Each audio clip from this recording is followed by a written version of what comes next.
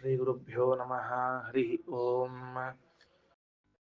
ನಾರಾಯಣಂ ನಿಖಿಲಪೂರ್ಣಗುಣೈಕದೇಹಂ ನಾರಾಯಣಂ ನಿಖಿಲಪೂರ್ಣಗುಣೈಕದೇಹಂ ಸರ್ವಜ್ಞಮಚ್ಯುತಮಪೇತಸಮಸ್ತದೋಷಂ ಸರ್ವಜ್ಞಮಚ್ಯುತಮಪೇತಸಮಸ್ತದೋಷಂ ಪ್ರಾಣಸ್ಯ ಸರ್ವಚಿದಚಿತ್ ಪರಮೇಶ್ವರಸ್ಯ ಪ್ರಾಣಸ್ಯ ಸರ್ವಚಿದಚಿತ್ ಪರಮೇಶ್ವರಸ್ಯ ಸಾಕ್ಷಾದೀಶ್ವರಮಿಯಾಂ ಶರಣಂ ರಮೇಶಂ. ಸಾಕ್ಷಾದೀಶ್ವರಂ ಯಾಂ ಶರಣಂ ರಮೇಶಂ. ಸರಿ, 275ನೇ ಪುಟದಲ್ಲಿ ಅಥ ಹ ಅಸ್ಮಾ ಏತತ್ ಕೃಷ್ಣಹಾರೀತೋ ವಾಕ್ ಬ್ರಾಹ್ಮಣಂ ಇವ ಉಪ ಉದಾಹರತಿ ಅಂತ ಪ್ರಾರಂಭವಾಗ್ತಾ ಇದೆ. ಇಲ್ಲಿ ಇದು ಒಂದು ಬಹಳ ಒಂದು ಸುಂದರವಾದ ಕಥೆ. ಇದು ಆಕ್ಚುಲಿ ಒಂದು ಕಥೆ. ಇದು ಅದು ಎಷ್ಟು ಚಂದ ಉಪನಿಷತ್ತೊಳಗೆ ಕಥೆ ಹೇಳ್ಯಾರ ಅಂತಂದ್ರೆ, ಮೂರು ಸಾಲಿನಲ್ಲಿ ಒಂದು ಇಡೀ ಕಥೆಯನ್ನು ಹೇಳಿ ಮುಗಿಸಿದ್ದಾರೆ ಉಪನಿಷತ್ತಿನಲ್ಲಿ. ಈ ಕಥೆ ಕೇಳಿದ್ಮೇಲೆ ಏನ್ ಅರ್ಥ ಆಗ್ತದ ಅದನ್ನ ಅವರವರ ಅನುಭವಕ್ಕೆ ಬಿಟ್ಬೋಣಂತ. ನನ್ನ ಅನುಭವ ಹೇಳೋದು ಬೇಡ, ನಿಮ್ಮ ಅನುಭವನೇ ಇರ್ಲೇಬೇಕು. ಅದು ಕಥೆ ಇರೋದಿಷ್ಟಿದೆ. ಇವರು ಕೃಷ್ಣಹಾರೀತರು ಅಂತ ಒಬ್ಬರು ಋಷಿಗಳು. ಎಷ್ಟು ಚಂದ ಹೆಸರು ನೋಡ್ರಿ, ಕೃಷ್ಣಹಾರೀತ ಅಂತ ಹೆಸರಂತ. ಹಾರೀತ ಅಂತ ಅನ್ನೋ ಋಷಿಗಳನ್ನು ಕೇಳಿರ್ತೀವಿ. ಅವ್ರ ಮಕ್ಕಳು ಕೃಷ್ಣಹಾರೀತರು ಅಂತ ಇರಬೇಕು. ಆ ಕೃಷ್ಣಹಾರೀತರು ಅನ್ನೋರು ತಮ್ಮ ಶಿಷ್ಯರನ್ನ ಕೂಡಿಸಿ ಪಾಠ ಹೇಳ್ತಾ ಇದ್ರಂತ. ಇದೆಲ್ಲ ಎಲ್ಲಿ ನಡೀತಾ ಇದೆ ಅಂತಂದ್ರೆ, ಅದೇನು ಇಂದ್ರದೇವರ ಮಹಾವ್ರತ ಮಹಾಯಾಗ ಬೃಹತಿ ಸಹಸ್ರ ಯಾಗ ನಡೀತಾ ಇದೆಯಲ್ಲ, ಆ ದೊಡ್ಡ ಸಭೆ ಒಳಗಡೆಗೆ ಅಲ್ಲಲ್ಲಿ ಋಷಿಗಳ ಮಂಡಲ ಇದೆ. ಆ ಎಲ್ಲಾ ಮಂಡಲದವರು ಕುಳಿತುಕೊಂಡು ಯಜ್ಞ ಆಗುವವರೆಗೂ ಆಯಾ ವಿಷಯಕ್ಕೆ ಸಂಬಂಧಪಟ್ಟಂತೆ ಸಂಹಿತೋಪಾಸನೆ, ಚರ್ಚೆ, ವಿಷಯಗಳನ್ನು ಮಾಡ್ತಾ ಬರ್ತಿದ್ದಾರೆ. ಅಧ್ಯಕ್ಷನಾಗಿ ಕೂತವರು ಮಹಿದಾಸ ಐತರೇಯರೂಪಿ ಪರಮಾತ್ಮ. ಅದರಲ್ಲೊಬ್ಬರು ಕೃಷ್ಣಹಾರೀತರು ಅಂತ ಒಬ್ರು ಋಷಿಗಳು. ಅವರು ತಮ್ಮ ಶಿಷ್ಯರಿಗೆಲ್ಲ ಏನು ವಿಷಯ ಹೇಳ್ತಿದ್ದಾರೆ ಅಂದ್ರೆ, ಈ ಸಂಹಿತ ಅಂತ ಕರಿತಿದ್ದೀರಲ್ಲ, ಈ ಭಗವಂತನಿಗೆ ಯಾಕೆ ಸಂಹಿತ ಅಂತ ಹೆಸರು ಬಂತು ಅಂತ ಒಂದು ಕಥೆ ಹೇಳಿಕ್ ಶುರು ಮಾಡ್ತಿದ್ದಾರೆ. ದೇವರಿಗೆ ಸಂಹಿತ ಅಂತ ಹೆಸರಂತ. ಎಷ್ಟು ಮುದ್ದಾದ ಹೆಸರು. ನಾವು ಋಗ್ವೇದ ಸಂಹಿತ, ಯಜುರ್ವೇದ ಸಂಹಿತ ಅಂತ ಹಿಂಗೆ ಕೇಳಿರ್ತೇವೆ. ಆದರೆ ಸಂಹಿತ ಅಂತ ಭಗವಂತನಿಗೆ ಹೆಸರು ಅಂತ ಹೇಳ್ತಿದ್ದಾರೆ.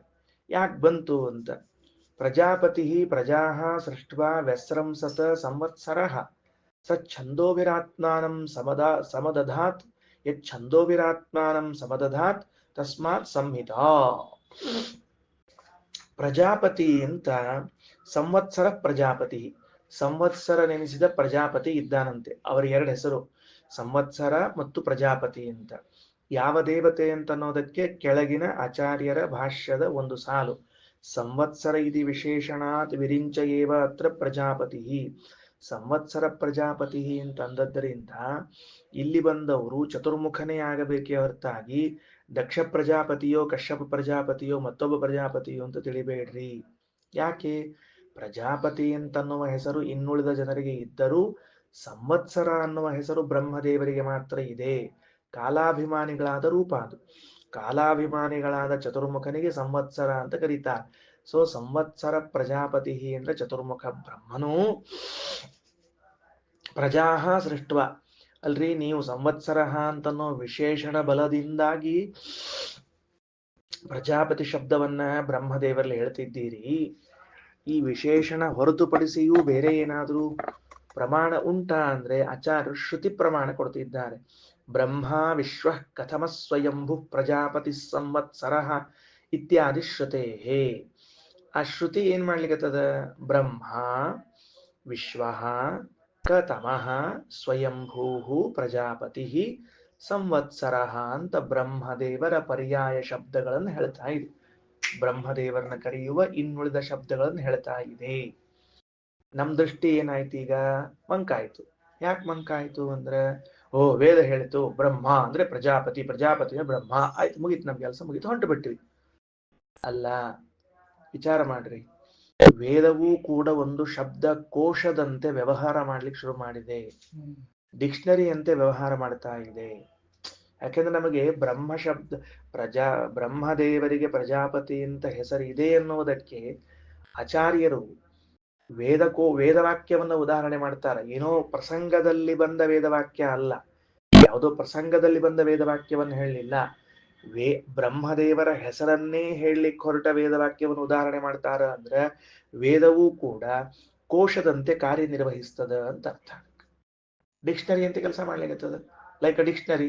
ಅದರಿಂದ ಬ್ರಹ್ಮ ವಿಶ್ವ ಕಥಮ ಸ್ವಯಂಭೂ ಪ್ರಜಾಪತಿ ಸಂವತ್ಸರ ಚತುರ್ಮುಖನ ಬ್ರಹ್ಮನ ಹೆಸರುಗಳು ಎಷ್ಟು ಚಂದ ಹೆಸರು ನೋಡ್ರಿ. ವಿಶ್ವ ಅಂತ ಚತುರ್ಮುಖನಿಗೆ ಹೆಸರಂತೆ, ಕತಮಃ ಅಂತ ಹೆಸರಂತೆ. ಏನ್ ಕತಮಃ ಅಂದ್ರೆ ಸುಖಪೂರ್ಣ ಅಂತ ಹೆಸರಂತೆ. ಆಶ್ಚರ್ಯ ಆಗೋದಿಲ್ಲ? ಸುಖಪೂರ್ಣ ಅಂತ ಹೆಸರು ಕೇಳಿದ್ರೆ. ಸ್ವಯಂಭೂಹು ಅಂತ ಹೆಸರು. ಪ್ರಜಾಪತಿ ಸಂವತ್ಸರ ಅಂತ ಹೆಸರು. ಸರಿ, ನಮಗೆ ಬೇಕಾದ ಅರ್ಥ ಯಾವುದು? ಪ್ರಜಾಪತಿ ಏನು ಚತುರ್ಮುಖನಿಗೆ ಅಂತ. ಪ್ರಜಾಹ ಸೃಷ್ಟವ, ಪ್ರಜೆಗಳನ್ನು ಸೃಷ್ಟಿ ಮಾಡಿದ ಮೇಲೆ ವ್ಯಸ್ರಂಸತ ಶಾಂತೋ ಬ್ರಹ್ಮ, ದಣಿದುಕೊಂಡ್ರಂತೆ. ಚತುರ್ಮುಖ ಬ್ರಹ್ಮದೇವರು ದಣಿದರು ಅಂತ ಮೊದಲನೇ ಸರ್ತಿ ಕಥೆ ಕೇಳ್ತಿದ್ದೀವಿ. ಬ್ರಹ್ಮದೇವರು ದಣಿದ್ರು ಅಂತ ಇಲ್ಲ ಎಲ್ಲೂ ಕೂಡ. ಒಂದು ಕಥೆ ಇದು. ಏನಾಯ್ತು? ಬ್ರಹ್ಮದೇವರು ದಣಿದರು. ಯಾಕೆ ದಣಿದ್ರು ಅಂದ್ರೆ ಬ್ರಹ್ಮಾಂಡದೊಳಗೆ ಎಲ್ಲಾ ಪ್ರಜೆಗಳನ್ನು ಸೃಷ್ಟಿ ಮಾಡಿ ಮಾಡಿ ಮಾಡಿ ಮುಗಿದ ಮೇಲೆ ದಣಿಕೆ ಆತಂತವ್ರಿಗೆ. ಕೆಲವರಿಗೆ ಬೇರೆ ಬೇರೆ ಕೆಲಸಗಳನ್ನ ಮಾಡಿದಾಗ ದಣಿಕೆ ಆಗ್ತಿರ್ತದಲ್ಲ, ಹಂಗ ದಣವಾಯಿತು. ದಣವಾದ ಮೇಲೆ ಏನ್ ಮಾಡಿದ್ರು ಅಂದ್ರೆ ಸ ಛಂದೋಭಿರಾತ್ಮಾನಂ ಸಮದಧಾತ್. ಆಗ ಅವರು ವೇದಗಳನ್ನ ಪಾರಾಯಣ ಮಾಡ್ಲಿಕ್ಕೆ ಪ್ರಾರಂಭ ಮಾಡಿದ್ರಂತೆ. ಏನ್ ಮಾಡ್ಲಿಕ್ಕೆ ಪ್ರಾರಂಭ ಮಾಡಿದ್ರು? ವೇದಗಳನ್ನು ಪಾರಾಯಣ ಮಾಡ್ಲಿಕ್ಕೆ ಪ್ರಾರಂಭ ಮಾಡ್ತಿದ್ದಾರೆ. ಎಷ್ಟು ಛಂದೋಭಿರಾತ್ಮಾನಂ ಸಮದಧಾತ್ ತಸ್ಮಾತ್ ಸಂಹಿತ. ಆ ವೇದ ಪಾರಾಯಣ ಮಾಡಿದಾಗ ವೇದ ಪ್ರತಿಪಾದ್ಯನಾದ ನಾರಾಯಣ ಇವರ ದೇಹವೇನು ಶ್ರಮದಿಂದ ಶಿಥಿಲವಾಗಿತ್ತು, ಶ್ರಮದಿಂದ ವಿಕಲವಾಗಿತ್ತು, ಅದನ್ನ ಪುನಃ ಕೂಡಿಸಿಕೊಟ್ಟ, ಅರ್ಥಾತ್ ಬಲ ತುಂಬಿದ. ಅನ್ನೋದಕ್ಕಾಗಿ ದೇವರಿಗೆ ಸಂಹಿತ ಅಂತ ಹೆಸರು ಬಂತು. ಯಾಕೆ ದೇವರಿಗೆ ಸಂಹಿತ ಅಂತ ಹೆಸರು ಬಂತು? ಕೂಡಿಸಿದ್ದಕ್ಕ. ಏನ್ ಕೂಡಿಸಿದ್ರು? ದೇಹದಲ್ಲಿ ಅಂಗಗಳೆಲ್ಲ ಶ್ರಮಪಟ್ಟು ಬೇರೆ ಬೇರೆ ಆದಂತೆ ಆಗಿದ್ದವು, ಅವುಗಳನ್ನ ಕೂಡಿಸಿದ್ರು. ಅದಕ್ಕೆ ಕಂಡುಕೊಂಡ ಉಪಾಯವೇನು? ಬ್ರಹ್ಮದೇವರು ವೇದ ಪಾರಾಯಣ, ಭಗವಂತನ ಸ್ತೋತ್ರ. ಭಗವಂತನ ಸ್ತೋತ್ರವನ್ನ ಮಾಡಿದ್ರು, ತಾವು ಮತ್ತೆ ಬಲವನ್ನ ಹೊಂದಿದ್ರು ಅಂತ ಇದೆ. ಕೆಳಗಡೆಗೆ ಭಾಷ್ಯ ನೋಡ್ರಿ. ಶಾಂತೋ ಬ್ರಹ್ಮ ಸರ್ವವೇದೈಹಿ ಸ್ತುತ್ವಾ ನಾರಾಯಣಂ ಪ್ರಭುಂ. ಬ್ರಹ್ಮ ಶಾಂತ, ದಳೆದುಕೊಂಡ್ಬಿಟ್ರು. ಆಗ ಸರ್ವವೇದೈಹಿ ಎಲ್ಲಾ ವೇದಗಳಿಂದ ನಾರಾಯಣಂ ಪ್ರಭುಂ ನಾರಾಯಣಂ ಸ್ತುತ್ವ, ಆ ಪ್ರಭುವಾದ ನಾರಾಯಣನನ್ನ ಸ್ತೋತ್ರ ಮಾಡಿ ತೇನೈವ ಆ ಭಗವಂತನಿಂದಲೇನೆ ಸಮ್ಯಕ್ ಸಂಧಾಯ ದೇಹವನ್ನ ಮತ್ತೆ ಚೆನ್ನಾಗಿ ಹೊಂದಿಸಿಕೊಂಡು ದಾರ್ಢ್ಯಂ ದೇಹಸ್ಯ ಸೋಕರೋತ್, ದೇಹಸ್ಯ ದಾರ್ಢ್ಯಂ ಅಕರೋತ್. ಅವರು ಬ್ರಹ್ಮದೇವರು ದೇಹಕ್ಕೆ ದಾರ್ಢ್ಯ ತಂದ್ಕೊಂಡ್ರು. ಸಂಧಾನಾತ್ ಅಂದ್ರೆ ಸಂಧಾನಾತ್ ಸಂಹಿತೋ ಇತ್ಯುಕ್ತೋ ವಿಷ್ಣುರೇವ ಸನಾತನಃ. ಬ್ರಹ್ಮದೇವರು ತಮ್ಮ ದೇಹದಲ್ಲಿ ಭಗವಂತನಿಂದ ಸಂಧಾನ ಮಾಡಲ್ಪಟ್ಟದರಿಂದ ಭಗವಂತನಿಗೆ ಏನ್ ಹೆಸರು ಬಂತು? ಸಂಹಿತ ಅಂತ ಹೆಸರು ಬಂತು. ಕಥೆ ಅರ್ಥ ಆಯ್ತಾ? 2 ಸಾಲಿನ ಪುಟ್ಟ ಕಥೆ ಏನು? ಚತುರ್ಮುಖನು ಬ್ರಹ್ಮಾಂಡದಲ್ಲಿ ಪ್ರಜೆಗಳನ್ನು ಸೃಷ್ಟಿ ಮಾಡಿದ ಮೇಲೆ ದಣದಾದಾಗ ಆ ದಣಿವಿಕೆಯನ್ನ ಪರಿಹರಿಸಿಕೊಳ್ಳಿಕ್ಕೆ ಮಾಡಿದ ಉಪಾಯವೇನು ಅಂದ್ರೆ ಭಗವಂತನ ಪ್ರಾರ್ಥನಾ. ಅದು ವೇದ ಮಂತ್ರಗಳಿಂದ ಭಗವಂತನ ಪ್ರಾರ್ಥನೆ ಮಾಡಿದಾಗ ಅವನ ದೇಹದಲ್ಲಿದ್ದ ಭಗವಂತ ಅವನ ದೇಹಗಳಲ್ಲಿ ಯಾವ ಅಂಗಾಂಗಗಳು ಶಿಥಿಲಗೊಂಡಿದ್ವೋ ಅವುಗಳನ್ನು ಪುನಃ ಜೋಡಣೆ ಮಾಡಿ ಬಲ ತುಂಬಿ ಮುಂದಿನ ಕಾರ್ಯವನ್ನು ನೆರವೇರಿಸಿದ ಅವರ ಕಡೆಯಿಂದ. ಆದ್ದರಿಂದ ದೇವರಿಗೆ ಸಂಹಿತ ಅಂತ ಹೆಸರು ಬಂತು. ಇದಿಷ್ಟು ಕಥೆ. ಇದರಿಂದ ನಾ ತಿಳಿದದ್ದೇನು ಅಂತಂದ್ರೆ ಹಿಂಗ್ ತಿಳ್ಕೊಂಡೆ. ಇವಾಗ ಏನ್ ತಿಳ್ಕೊಂಡೆ? ನಾ ಮಾಡಿಲ್ಲ, ಯಾವಾಗೋ ಮಾಡಿರ್ಬಹುದು ಬಿಡ್ರಿ, ಮರ್ತೋಗ್ಯದ, ಈಗ ಭಾಳ ಮಾಡಿರಬಹುದು. ಕೆಲವೊಂದ್ ಸರ್ತಿ ಹಂಗ್ ಮಾಡೀನಿ. ಈಗ ತಿಳ್ಕೊಂಡದ್ದೇನು ಅಂತ ಕೇಳಿದ್ರೆ, ನಮಗೆ ಆಯಾಸವಾದಾಗ ಮಲಗುವುದು ವಿಶ್ರಾಂತಿ ಅಂತ ಭಾವಿಸಿದ್ದೇವೆ ನಾವೆಲ್ಲ. ಬಹಳ ದಣವಾಗ್ಬಿಟ್ಟದ, ಮಲ್ಕೊಂಡ್ಬಿಡ ನಡಿ ಅಂತ ತಿಳ್ಕೊಂಡು ಹೇಳಿ ಮಲ್ಕೊಂಡ್ಬಿಡ್ತೀವಿ. ಎಷ್ಟು ಮಲಗುತ್ತೀವಿ ಅಂದ್ರೆ ಮತ್ತೆ ದಣಿವಾಗುವಷ್ಟು ಮಲಗುತ್ತೀವಿ. ಮತ್ತು ದಣಿವಾಗ್ಬೇಕದು, ಮಲಗಿ ದಣಿವಾಗ್ಬೇಕು. ಆ ಮಲಗು ಹೇಳಬೇಕು, ನಿದ್ರೆ ಹೇಳಬೇಕು, ಇನ್ನು ಮಲಗಬೇಡಪ್ಪ ನನಗ್ ದಣಿವಾಗ್ಲಿಕ್ಕತ್ತದ ಹೇಳಿನ್ನ ಅಂತ ಹೇಳಬೇಕು. ಅಷ್ಟು ನಾವು ವಿಚಿತ್ರ ಪುರುಷರು. ನಿಸ್ಸಂಕೋಚವಾಗಿ ದಣಿವಾಗುವಷ್ಟು ಮಲಗುವಂಥವ್ರು ಅಲ್ಲ. ಮಲಗುವುದೊಂದೇ ವಿಶ್ರಾಂತಿ ಅಲ್ಲ ಅಂತ ತೋರಿಸಿಕೊಟ್ಟವರು ಚತುರ್ಮುಖ. ದಣಿವಾಯಿತಲ್ಲ, ಪಾರಾಯಣ ಮಾಡು. ದಣಿವಾಯಿತಲ್ಲ ಸ್ತೋತ್ರ ಮಾಡು, ದಣಿವಾಯಿತಲ್ಲ ಭಗವಂತನ ಚರ್ಚೆಯನ್ನು ಮಾಡು. ಆಗ ಎಲ್ಲ ದಣಿವನ್ನ ಪರಿಹಾರ ಮಾಡ್ತಾನೆ ಭಗವಂತ. ಆದ್ದರಿಂದಲೇ ದೇವರಿಗೆ ಸಂಹಿತ ಅಂತ ಹೆಸರು. ತುಂಬಾ ಅದ್ಭುತ. ಒಂದ್ಸಲ ಟ್ರೈ ಮಾಡ್ರಿ. ನಾ ಮಾಡೀನಿ ಮತ್ ಮಾಡ್ತೀನಿ, ನೀವು ಮಾಡ್ರಿ. ಬಹಳ ಶ್ರಮ ಆಗ್ಯದ ಅಂತ ಅಂದ ಕೂಡ್ಲೆ ಏನ್ ಮಾಡೋದು ಈಗ? ಚಾಪೆ ಹಚ್ಕೊಂಡು ಪಟ್ ಅಂತ ಮಲ್ಕೊಂಡ್ಬಿಡುದು ಅಲ್ಲ. ಸ್ವಲ್ಪ ಓದ್ಲಿಕ್ಕೆ ಶುರು ಮಾಡ್ರಿ, ಸ್ವಲ್ಪ ಪಾರಾಯಣಕ್ಕೆ ಶುರು ಮಾಡ್ರಿ. ಆಗ ಆ ದಣಿವು ಪರಿಹಾರ ಆಗ್ತದೆ ಇಲ್ಲೋ ನೋಡ್ಬಿಡ್ರಿ. ಯಾಕ ಚತುರ್ಮುಖ ಬ್ರಹ್ಮದೇವರು ಮಾಡಿದ ಉಪಾಯ ಅದು. ಅದರಿಂದ ಮಾಡ್ರಿ ಅಂತ ತಿಳಿದುಕೊಂಡು ಹೇಳ್ತಿದ್ದಾರೆ. ಶ್ರಮ ಆದಾಗ ಒಬ್ಬರು ಒಂದು ಒಳ್ಳೆ ಮಾತು ಬರೆದ್ರು, ವಿಚಾರ ಬರೆದ್ರು. ಒಂದು 10 ಪುಟ ಬರೆದಿದ್ದಂತೆ, 10 ಪೇಜ್ ಬರೆದಂತೆ. ಬಹಳ ಶ್ರಮ ಆತಂತ. 10 ಪೇಜ್ ಬರೆದ ಶ್ರಮ ಆದ. ಏನ್ ಮಾಡ್ಬೇಕು ಅಂತ ಕೇಳಿದ್ರೆ, ಪೆನ್ ತೆಳಗಿಟ್ಟು ಕೈ ಲಟಿಕೆ ಹೊಡ್ಕೋತ ಆ ಕಡೆ ಕಡೆ ಹರಟಿ ಹೊಡ್ಕೋತ ಕೂಡ್ಬೇಡ. 10 ಪೇಜ್ ಬರೆದಾದ ಮೇಲೆ ಮತ್ ಮೊದಲನೇ ಪೇಜ್ನಿಂದ ಓದ್ಲಿಕ್ಕೆ ಶುರು ಮಾಡೋದೇ ಅದರ ವಿಶ್ರಾಂತಿ ಅಂತ ಹೇಳಿದಂತ. ಆಗ ಅರ್ಥ ಆಗ್ತದ, ಸರಿ ಬರ್ದಿನೋ ತಪ್ಪು ಬರ್ದಿನೋ ಏನ್ ಬರ್ದಿನಿ ಅಂತ ಗೊತ್ತಾಗ್ತದ. 10 ಪೇಜ್ ಬರೆದು ಪೆನ್ ಇಟ್ಟು ಲಠ ಲಠ ಲಠ ಅಂದು ಹಿಂಗಂದ್ ಹಂಗಂದು ಎಸ್ ಅಂತ ಹಿಂಗ ಅನ್ನೋದಲ್ಲಪ್ಪ. ಪೆನ್ ತೆಳಗಿಡು, ಪೇಜ್ ತಿರುಗಿಸು, ಮತ್ ಓದ್ಲಿಕ್ಕೆ ಶುರು ಮಾಡು.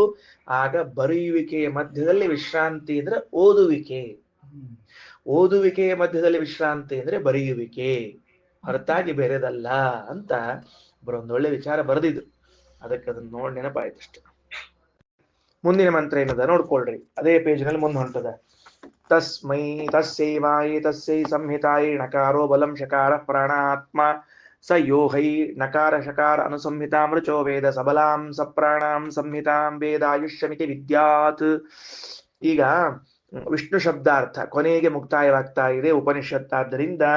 ಇದು ಸಂಹಿತೋಪನಿಷತ್ತು ಮುಕ್ತಾಯಕ್ಕೆ ಬಂದರಿಂದ ಕೊನೆಯಲ್ಲಿ ಮತ್ತೊಂದು ಬಾರಿ ವಿಷ್ಣು ಎಂಬ ನಾಮದ ವಿಚಾರವನ್ನ ಹೇಳಿ ಮುಕ್ತಾಯ ಮಾಡ್ಲಿಕ್ಕತ್ತದ. ನೀವು ಕೇಳಿದ ವಿಷಯದ ಈಗ ಅನೇಕ ಬಾರಿ ಮನನಾದ ವಿಷಯದ ಸರಳವಾಗಿ ವಿವರಣೆ ಕೊಡ್ಲಿಕ್ಕೆ ಬರ್ತಾದ್ರಿಂದ ಹೇಳಿಕೊಟ್ಟಿದ್ದೇನೆ. ಮೊದಲು ಉಪನಿಷತ್ತಿನ ಭಾವ ನೋಡೋಣಂತ. ತಸ್ಸೈ ತಸ್ಸೈ ತಸ್ಸೈ ಸಂಹಿತಾಯೈ. ಈ ಸಂಹಿತಾ ನಾಮಕನಾದ ವಿಷ್ಣುವಿಗೆ ಬಲಂ ನಕಾರ. ನೋಡ್ರಿ ಏನ್ ಮಾಡ್ತದ ಅಂದ್ರೆ ನಕಾರೋ ಬಲಂ ಶಕಾರ ಪ್ರಾಣ ಆತ್ಮ. ಆ ವಿಷ್ಣು ಎಂಬುವಂತಹ ಸಂಧಿಯಿಂದ ಕೂಡಿದ ಅಕ್ಷರದಲ್ಲಿನ ನಕಾರಕ್ಕೆ ಬಲ ಅಂತ ಅರ್ಥ, ಶಕಾರಕ್ಕೆ 2 ಅರ್ಥ. ನಕಾರಕ್ಕೆ 1 ಅರ್ಥ, ಶಕಾರಕ್ಕೆ 2 ಅರ್ಥ. ಹಿಂದಕ್ಕೊಮ್ಮೆ ಬರ್ಸಿದ್ದದ ಬರ್ಕೊಂಡದ್ದದ. ಈಗ ಬರ್ಕೋಬಾರ್ದು ಅಂತ ಅರ್ಥ ಅಲ್ಲ. ಈಗ ಇನ್ನೊಮ್ಮೆ ಬರ್ಕೊಳ್ರಿ. ಯಾಕೆ ಬರ್ಕೋಬೇಕು ಅಂದ್ರೆ 2 ಬಾರಿ ಬರದ ಪುಣ್ಯ ಬರ್ತದ ಮೊದಲನೇದ್ದು, 2ನೇದು ವಿಷಯ ಕ್ಲಿಯರ್ ಆಗ್ತದ. ಇಲ್ಲಾಂದ್ರೆ ಗೊತ್ತಾಗಿಲ್ಲ. ನೀವೇನ್ ಮಾಡ್ರಿ, ವಿ ಬರ್ಕೊಂಡು ಪ್ಲಸ್ ಬರ್ಕೊಂಡು ಸ್ವಲ್ಪ ಜಾಗ ಬಿಟ್ಕೊಳ್ರಿ, ಸ್ವಲ್ಪ ದೂರ ಬಿಟ್ಕೊಳ್ರಿ. ವಿ ಬರ್ಕೊಂಡು ನ ಬರ್ಕೊಂಡು ಬರ್ಕೊಂಡು ಆಮೇಲೆ ವಿ ಬರ್ಕೊಂಡು ಪ್ಲಸ್ ಬರ್ಕೊಂಡು ಶ ಬರ್ಕೊಂಡು ನ ಬರ್ಕೊಂಡು ಉ ಬರ್ಕೊಳ್ರಿ. ವಿಷಣ ಉ ವಿಷ್ಣು ಅಂತ ಬರ್ಕೊಳ್ರಿ. ಬರ್ಕೊಂಡ್ಮೇಲೆ ನಕಾರದ ಕೆಳಗಡೆಗೆ ಬಲ ಅಂತ ಬರ್ಕೊಳ್ರಿ. ವಿಕಾರದ ಕೆಳಗೆ ವಿಶಿಷ್ಟ ಅಂತ ಬರ್ಕೊಳ್ರಿ. ವಿಕಾರ ಕೆಳಗೆ ವಿಶಿಷ್ಟ ಅಂತ ಬರ್ಕೊಳ್ರಿ. ಅದಾದ ಮೇಲೆ ಶಕಾರದ ಕೆಳಗಡೆಗೆ 2 ಶಾಖ ಹಾಕೊಂಡು 2 ಅರ್ಥ ಬರಿಬೇಕದ ಶಕಾರಕ್ಕ. ಒಂದಕ್ಕ ಪ್ರೇರಕ, ಇನ್ನೊಂದು ಅರ್ಥ ಸ್ವಾಮಿ ಅಂತ ಬರ್ಕೊಳ್ರಿ. ವಿ ವಿಶಿಷ್ಟವಾದ, ನ ಬಲ, ಶಕಾರಕ್ಕೆ 1 ಅರ್ಥ ಪ್ರೇರಕ, ಇನ್ನೊಂದು ಅರ್ಥ ಸ್ವಾಮಿ. ಉ ಅಂದ್ರ ಸ್ವಭಾವ, ಶೀಲ, ಸ್ವಭಾವ ಅಥವಾ ಶೀಲ ಅಂತ ಅರ್ಥ ಬರ್ಕೊಳ್ರಿ. ಸರಿಯಾಗಿ ವಿಷ್ಣು ಅನ್ನೋ ಶಬ್ದದಿಂದ ಭಗವಂತನನ್ನ ನಾವು ಹೆಂಗ್ ಪರಿಚಯ ಮಾಡಿಸಿಕೊಂಡೆವು ಅಂತ ಕೇಳಿದ್ರೆ, ವಿಶಿಷ್ಟವಾದ ಬಲ, ವಿಶಿಷ್ಟವಾದ ಬಲ, ದೇವರಲ್ಲಿ ವಿಶಿಷ್ಟವಾದ ಬಲವಿದೆ 1. 2ನೇದ್ದು ವಿಶಿಷ್ಟವಾದ ಪ್ರೇರಕ, 3ನೇದ್ದು ಸ್ವಾಮಿ, 4ನೇದ್ದು ಇದೆಲ್ಲವೂ ಅವನ ಸ್ವಭಾವ. ಬಲ ಅವನ ಸ್ವಭಾವ, ಪ್ರೇರಣೆ ಮಾಡೋದು ಅವನ ಸ್ವಭಾವ, ಜಗತ್ತಿಗೆ ಸ್ವಾಮಿಯಾಗಿದ್ದವನ ಸ್ವಭಾವ, ಎಲ್ಲರಿಗಿಂತಲೂ ವಿಶಿಷ್ಟನಾಗಿರುವುದು ಅವನ ಸ್ವಭಾವ. ಇದೇನು ಆಗಂತುಕ ಧರ್ಮ ಅಲ್ಲ, ಹೊರಗಿನಿಂದ ಬಂದದ್ದಲ್ಲ. ಅದರಿಂದ ವಿಷ್ಣು ಅನ್ನೋ ಶಬ್ದಕ್ಕೆ ಬಲಸ್ವರೂಪನಾದ, ಸರ್ವ ಪ್ರೇರಕನಾದ, ಸರ್ವಸ್ವಾಮಿಯಾದ, ವಿಶಿಷ್ಟನಾದ ಅಂದ್ರೆ ಸರ್ವೋತ್ತಮನಾದ ಅಥವಾ ವಿಶಿಷ್ಟನಾದ ಭಗವಂತ ಇದೆಲ್ಲವನ್ನೂ ಸ್ವಭಾವವಾಗಿ ಉಳ್ಳವನಾಗಿದ್ದಾನೆ. ಮುಗಿದು ಹೋದ ಕೆಲಸ. ಇಷ್ಟು ವಿಷ್ಣು ಶಬ್ದದ ಅರ್ಥ ಇದೆ ನೋಡ್ರಿ. ತಸ್ಯೈವ ಏತಸ್ಯೈ ಸಂಹಿತಾಯೈ ನಕಾರೋ ಬಲಂ ಶಕಾರ ಪ್ರಾಣ ಆತ್ಮ ಸಹ ಯಹ ಹ ಹೈತೋ, ಹೈತೋ ಅಂದ್ರೆ ಹ ಏತೋ ಅಂತ ಅರ್ಥ. ತಡಪ್ಪ ಒಂದ್ ನಿಮಿಷ, ಏನಾಯ್ತು? ಹಾ, ಹ ಏತೌ, ಏತೌ ಆಗ್ಬೇಕದು, ಹೈತೌ ಆಗ್ಬೇಕದು, ತಪ್ಪಿದೇನಪ್ಪ ಉಂಟು, ಹೇತೋ ಆಗ್ಯದ, ಹೇತೌ ಅಂತ ಅರ್ಥ ಅದಕ್ಕೆ. ಈ ನಕಾರ ಶಕಾರವು, ಈ ನಕಾರ ಶಕಾರಗಳನ್ನು ಅನುಸಂಹಿತಂ ರುಚೋ ವೇದ, ರುಚಃ ಅನುಸಂಹಿತಂ, ಎಲ್ಲ ವೇದ ಮಂತ್ರಗಳಲ್ಲಿ ಸೇರಿಕೊಂಡದ್ದು ಎಂಬುದಾಗಿ ತಿಳಿದ್ನೋ ಅವ ಸಬಲಾಂ ಸಪ್ರಾಣಾಂ ಸಂಹಿತಾಂ ವೇದ ಆಯುಷ್ಯಮಿತಿ ವಿದ್ಯಾತ್. ಅವೇನ್ ಮಾಡಿದ್ದಾನ? ಸಂಹಿತಾಂ, ಸಂಹಿತಾ ನಾಮಕನಾದ ಪರಮಾತ್ಮನು ಸಂಪೂರ್ಣ ಬಲದಿಂದ ಕೂಡಿದವನು, ಎಲ್ಲರಿಗೂ ಪ್ರೇರಕನಾದವನು, ಇತ್ಯಾದಿ ಶಕ್ತಿ ಉಳ್ಳವನು ಅಂತ ತಿಳಿದುಕೊಳ್ಳುತ್ತಾನೆ. ಹಿಂಗ ತಿಳಿದಿದ್ದರಿಂದ ಆಯುಷ್ಯಮಿತಿ ವಿದ್ಯಾತ್, ನಿತ್ಯ ಆಯುಷ್ಯ ರೂಪವಾದ ಮೋಕ್ಷವನ್ನ ಪಡಿತಾನೆ ಅಂತ ತಿಳಿದುಕೊಳ್ಳ್ರಿ. ಅರ್ಥ ಆಯ್ತಾ? ಒಂದ್ಸಲ ಏನ್ ಹೇಳೋಣಂತ, ಎರಡನೇ ಸಾಲು, ಮೊದಲನೇ ಸಾಲು ತಸ್ಯವಾ ಏತಸ್ಯೈ ಸಂಹಿತಾಯೈ. ಸಂಹಿತಾಯಿ ಅನ್ನೋ ಶಬ್ದಕ್ಕೆ ಈ ವಿಷ್ಣು ನಾಮದ ಅಲ್ಲಿರುವ ನಕಾರ ಬಲಂ, ನಕಾರಕ್ ಬಲ ಅಂತ ಅರ್ಥ, ಶಕಾರಕ್ ಪ್ರಾಣ ಮತ್ತು ಆತ್ಮ ಅಂತ ಅರ್ಥ, ಎರಡು ಅರ್ಥಗಳು. ಸಹ ಒಬ್ಬ ಅಧಿಕಾರಿ ಇದ್ದಾನೆ, ನಾನು ಅಂತ ಇಟ್ಟುಕೊಳ್ರಿ, ನೀವು ಅಂತ ಇಟ್ಟುಕೊಳ್ರಿ. ನೀವು ಯಹ ಸಹ ಯಹ ಅಪ್ರಸಿದ್ಧವಾದ ಅಧಿಕಾರಿ, ಏತೌ ನಕಾರ ಶಕಾರೋ, ವಿಷ್ಣು ನಾಮದಲ್ಲಿ ಸೇರಿದ ನಕಾರ ಶಕಾರಗಳು ಅನುಸಂಹಿತಂ ರುಚೋ ವೇದ, ಪ್ರತಿ ವೇದ ಮಂತ್ರಗಳಲ್ಲೂ ಇವೇ ಇರುವಂತಹದ್ದಾಗಿದೆ, ಅರ್ಥ ಇವುಗಳ ಅರ್ಥವೇ ಇದೆ ಎಂದು ವೇದ ತಿಳಿದುಕೊಂಡು ಅವ ಸಬಲಾಂ ಸಪ್ರಮಾಣಾಂ ಸಂಹಿತಾಂ ವೇದ. ಆಗ ಭಗವಂತ ಪೂರ್ಣಾಯುಷ್ಯ, ಪೂರ್ಣ ಪ್ರೇರಕ ಇತ್ಯಾದಿಗಳನ್ನು ತಿಳಿದಂತಾಯಿತು. ಇದರ ಫಲವಾಗಿ ಮೋಕ್ಷವನ್ನ ಪಡಿತಾನೆ. ಆಯುಷ್ಯಂ ಅಂದ್ರೆ ಪೂರ್ಣಾಯುಷ್ಯವನ್ನ ಪಡಿತಾನೆ ಅಂತೇಳಿರಿ. ಭಾಷ್ಯ: ವಿಷ್ಣು ನಾಮ್ನಿನ ಶಬ್ದೇನ ವಿಷ್ಣೋರ್ ಬಲಮುದೀರ್ಯತೆ.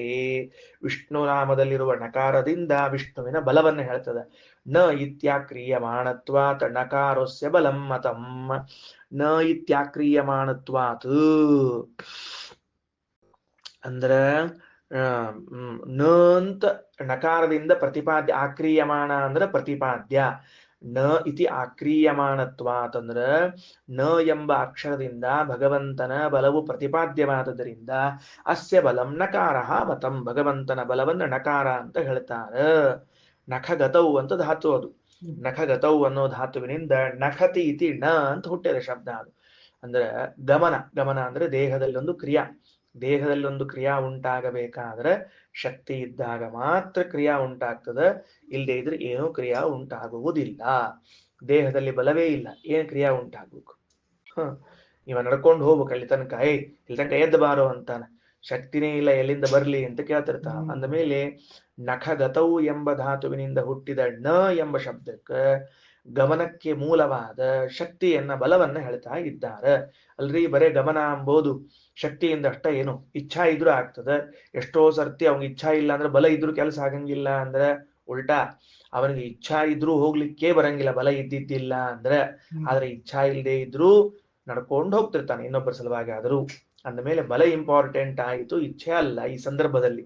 ಆದ್ದರಿಂದ ನಖಗತವು ಅನ್ನೋದರಿಂದ ಬಲ ಅಂತ ಅರ್ಥ ಮಾಡಿಕೊಳ್ಳ್ರಿ. ಭಗವಂತನ ಬಲ ಎಷ್ಟದ ಅಂತ ಕೇಳಿದರೆ ಅದಕ್ಕೆ ಒಂದೊಂದು ಪುರಾಣಗಳು, ಒಂದೊಂದು ಇತಿಹಾಸಗಳು ದೃಷ್ಟಾಂತವನ್ನು ಹೇಳ್ತದೆ. ಇಷ್ಟು ಬಲ ಅದ, ಇಷ್ಟು ಬಲ ಅದ ದೇವರಿಗೆ ಅಂತ ತಿಳ್ಕೊಂಡು ಹೇಳ್ತಾ ಹೋಗ್ತಾ ಇದೆ. ನೋಡ್ರಿ, ವಿಷ್ಣು ನಾಮ್ನಿ ಶಕಾರೇಣ, ವಿಷ್ಣು ನಾಮದಲ್ಲಿ ಬಂದ ಶಕಾರದಿಂದ ರಮಾ ಬ್ರಹ್ಮೇಶ ಪೂರ್ವಿಣಃ, ರಮಾದೇವಿ, ಬ್ರಹ್ಮ ಅಂದ್ರ ಬ್ರಹ್ಮದೇವರು, ಈಶ ರುದ್ರದೇವರು, ಇವರೇ ಮೊದಲಾದವರಿಗೆ ಪ್ರಣೇತೃತ ಅಖಿಲಸ್ಯೈವ, ಪ್ರಣೇತೃತ ಅಂದ್ರೆ ಪ್ರೇರಕತ್ವ, ಅಖಿಲಸ್ಯ ಎಲ್ಲರಿಗೂ, ವಿಷ್ಣೋ ಉಕ್ತ ಅದೇ ರೀತಿಯಾಗಿ ಭಗವಂತನಿಗೆ ಹೇಳಲಾಗಿದೆ, ತಥಾ ಅದೇ ರೀತಿಯಾಗಿ ಆತ್ಮತ ಸ್ವಾಮಿತ್ವವನ್ನು ಹೇಳಲಾಗಿದೆ. ಆ ತತತ್ವಂ ಸರ್ವಗುಣೈ ದೇಶತಃ ಕಾಲತಸ್ತತ. ಆ ತತ ಅಂದ್ರೆ ವ್ಯಾಪ್ತ, ಸರ್ವಗುಣೈ ದೇಶತಃ ಕಾಲತಃ ಎಲ್ಲ ಗುಣ ದೇಶಗಳಿಂದ ವ್ಯಾಪ್ತನಾಗಿದ್ದಾನೆ. ಆತ್ಮಶಬ್ದೋದಿತಂ ತಚ್ಚ ಶ ಶಬ್ದೇನಾಭಿಧೀಯತೆ, ಅದು ಶ ಶಬ್ದದಿಂದ ಕರೆಸಿಕೊಳ್ತದೆ. ಶ ಇತ್ಯಾಕ್ರಿಯಮಾಣತ್ವಂ ಪ್ರಣೇತೃತ್ವಂಚ ಪೂರ್ಣತಃ ವಿಷ್ಣು ಶಕಾರ ಇತ್ಯುಕ್ತ. ಶ ಅನ್ನೋದರಿಂದಾಗಿ ಮತ್ತ ಶ ಅಂತ ಕರ್ಸ್ಕೋತದ, ಅದು ಪ್ರಣೇತೃತ್ವ ಪೂರ್ಣತ್ವ, ಇದು ವಿಷ್ಣುವಿನ ಶಕಾರದ ಅರ್ಥ ಅಂತ ತಿಳ್ಕೊಳ್ರಿ. ವಿ ಇತ್ಯುಕ್ತಸ್ಯ ವಿಶಿಷ್ಟತ, ವಿ ಶಬ್ದಕ್ಕೆ ವಿಶಿಷ್ಟ ಅಂತ ಅರ್ಥ. ಅಂತ್ಯಸ್ಥಿತ ಉಕಾರಸ್ತು ಕೊನೆಯಲ್ಲಿರುವ ಉಕಾರ ಏನ್ ಮಾಡ್ಲಿಕ್ಕತ್ತದ ತಾಚ್ಛೀಲ್ಯಾದಿ ಹರೇರ್ವದೇತ್, ತಾಚ್ಛೀಲ್ಯಾದಿ ಅಥವಾ ತಾಚ್ಛೀಲ್ಯಂ ಚ ಹರೇರ್ವದೇತ್.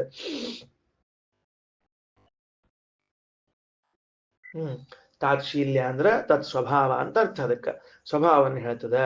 ಏವಂ ಈ ರೀತಿಯಾಗಿ ವಿಶಿಷ್ಟ ಪ್ರಾಣತ್ವಂ ಆತತತ್ವಂಚ ಸರ್ವತಃ ವಿಶಿಷ್ಟಂಚ ಬಲಂ ವಿಷ್ಣೋಃ ಸರ್ವಸ್ಮಾತ್ ಶೀಲಮಿತ್ಯಪಿ ಉದಿತಂ ವಿಷ್ಣು ಶಬ್ದೇನ. ಅದರಿಂದ ವಿಷ್ಣು ಶಬ್ದದಿಂದ ಏನು ಹೇಳಿದಂಗಾಯಿತು, ವಿಶಿಷ್ಟವಾದ ಪ್ರೇರಕತ್ವ, ವಿಶಿಷ್ಟವಾದ ವ್ಯಾಪ್ತಿ, ಎಲ್ಲಕ್ಕಿಂತ ವಿಶಿಷ್ಟವಾದ ಬಲ, ಇವೆಲ್ಲವೂ ಭಗವಂತನ ಸ್ವಭಾವ ಎಂದು ಹೇಳಿದಂತೆ ಆಯಿತು. ಬರ್ಕೊಂಡಿದ್ದೀರಿ, ಅದು ಇಲ್ಲಿದೆ ಬರೆಸಿಬಿಟ್ಟಿದ್ದೀರಿ. ತಸ್ಮಾತ್ ಅದರಿಂದ ಋಕ್ ಸಂಹಿತಾಮನು ವೇದ ಮಂತ್ರಗಳ ಸಂಧಿಗಳಲ್ಲಿ ವರ್ಣದ್ವಯ ಸಮಾಯೋಗೆ, ಎಲ್ಲೆಲ್ಲಿ ವರ್ಣದ್ವಯಗಳ ಸಮಾಯೋಗ ಅಂದ್ರೆ ಸೇರುವಿಕೆ ಉಂಟಾಗ್ತದೋ ವಿಷ್ಣು ಶಬ್ದಸ್ಯಾರ್ಥಮೇವತು, ವಿಷ್ಣು ಎನ್ನುವ ಶಬ್ದದ ಅರ್ಥವನ್ನೇ ಹೇಳ್ತದೆ. ವಿಷ್ಣೋ ಪ್ರಾಣತ್ವಂ ಆತ್ಮತ್ವಂ ಬಲಂ ಚೈವ ಅತ್ರ ವೇತ್ತೀಯ. ಹಿಂಗಾಗಿ ಯಾರು ಅಗ್ನಿಮೀಳೆ ಪುರೋಹಿತಂ ಇರ್ಬೋದು, ವಾಯವಾಯ ಇದಷ್ಟೇ ಇರ್ಬೋದು, ಎಸ್ತೇ ಬನ್ಯೋ ವಿದಧ್ವಜ ಸಹಾಯಕ ಇರ್ಬೋದು, ಸಹಸ್ರಶೀರ್ಷ ಪುರುಷ ಇರ್ಬೋದು, ಇಲ್ಲಿ ಎಲ್ಲಾ ಕಡೆಗಳಲ್ಲೂ ಕೂಡ ವಿಷ್ಣು ಶಬ್ದದ ಅರ್ಥವೇ ಇದೆ. ವಿಷ್ಣುವಿನ ನಾಮಾರ್ಥವನ್ನೇ ಹೇಳ್ತದ ಅಂತ ತಿಳ್ಕೋತಾನೋ ಸಗೇವ ವಿಷ್ಣೋರ್ ಬಲವಿತ್ ತಥಾ ಪ್ರಾಣತ್ವಂ ವಿದ್ದವದ್ ಭವೇತ್. ಅವನೇ ಭಗವಂತನ ನಿಜವಾದ ಬಲವನ್ನು, ಪ್ರೇರಕತ್ವವನ್ನು, ಸ್ವಾಮಿತ್ವವನ್ನು ತಿಳಿದಂತೆ ಆಗ್ತದ. ಸಗೇವ ಮುಕ್ತ ಸಂಸಾರಾತ್, ಅವ ಮುಕ್ತನಾಗ್ತಾನ ಸಂಸಾರದಿಂದ. ನಿತ್ಯಾಯುಷ್ಮಾನ್ ಭವಿಷ್ಯತಿ, ನಿತ್ಯ ಆಯಸ್ಸು ಉಳ್ಳವನಾಗುತ್ತಾನೆ. ಸರಿ, ಮುಂದ ಮಗೋಣಂತೀಗ ಏನಂತಾರ, ಇಲ್ಲ ನೀವು ಹೇಳಿದ್ರಿ ಕರೆಕ್ಟು, ಏನಾಗ್ಯದ ಎಲ್ಲಾ ಕಡೆಗೂ ವಿಷ್ಣು ಅನ್ನೋದ್ರದ್ದೇ ಅರ್ಥ ಹೇಳಿಕತ್ತದ ಅಂತ. ಈಗ ನಾವು ಒಂದು ವೇದ ಅನ್ಲಿಕ್ಕೆ ಅಂತ ಇಟ್ಕೊಂಡು, ಉದಾಹರಣೆಗೆ ಅಗ್ನಿಮೀಳೆ ಪುರೋಹಿತಂ ಬಿಟ್ಬಿಟ್ರೆ ಹೋಗಿ, ಎಸ್ತೇ ಮನ್ಯೋ ವೀದಧ್ವಜ್ರ ಸಹಾಯಕ ಅಂದೆ. ಇಲ್ಲಿ ವಿಷ್ಣು ನಾಮದಲ್ಲಿ ಬಂದ ವಿ ಆಗಲಿ, ಶ ಆಗಲಿ, ಣ ಆಗಲಿ, ಉ ಆಗಲಿ ಇಲ್ಲಲ್ಲ. ಮತ್ತೆ ಆ ಅಕ್ಷರಗಳು ಬರದೇ ಇದ್ದಾಗ ಇದರಲ್ಲಿ ಆ ಅರ್ಥ ಇದೆ ಅಂತ ನಾ ಚಿಂತನೆ ಮಾಡಬೇಕಾ ಮಾಡಬಾರ್ದ? ನೀವು ವಿಷ್ಣು ನಾಮವೇ ಇದೆ ಅಂತ ಅರ್ಥ ಹೇಳ್ತಿದ್ರ ಹೆಂಗ ಅಂತ ಕೇಳಿದ್ರೆ ಅದ್ರ ಬಗ್ಗೆ ಒಂದು ಚರ್ಚೆಯ. ಸ ಯದಿ ವಿಚಿಕಿತ್ಸೇತ, ಒಂದ್ ವೇಳೆ ವಿಚಿಕಿತ್ಸೇತ ಚಿಕಿತ್ಸಾ ಮಾಡಿದ ಏನಂತ, ಸಣಕಾರಂ ಬ್ರವಾಣಿ ಅಣಕಾರ ಇತಿ. ಇಲ್ಲ, ಅದು ಸಣಕಾರಂ ನಕಾರದ ಅರ್ಥವಾಗಿರುವಂತಹದ್ದನ್ನ ಇಲ್ಲಿ ತಗೊಳ್ಳ, ಅಥವಾ ಅಣಕಾರ ನಕಾರದ ಅರ್ಥವನ್ನ ಇಲ್ಲಿ ತಗೊಳ್ಳೋದು ಬೇಡವಾ? ಯಾಕೆ ಸಂಶಯ ಬಂತ ಅವಂಗ? ಯಾಕೆ ಸಂಶಯ ಬಂತು? ಇಲ್ಲ ಅಲ್ಲಿ ಆ ಹೇಳುವ ಅಕ್ಷರ ಜಾಗದಲ್ಲಿ ನಕಾರ, ಈಗ